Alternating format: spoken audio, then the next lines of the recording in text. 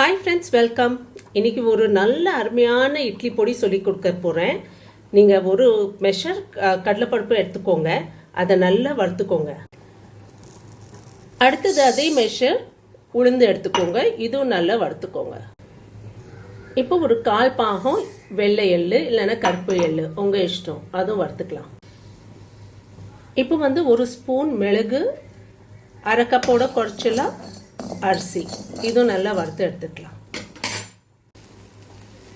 இப்போ காஞ்ச மிளகா, உப்பு, பெருங்காயம் தூள். காஞ்ச மிளகா உங்கள் காரத்துக்கு ஏற்ற போட்டுக்கோங்க.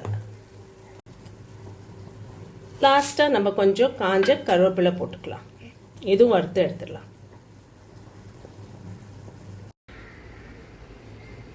இது பாருங்க, இது எல்லாமே நம்ம வறுத்து ரெடி பண்ணியாச்சு. இனி இது மிக்ஸி ஜாரில் போட்டு கொரன்னு அரைச்சி வச்சுக்கலாம். இட்லி பொடி ரெடி.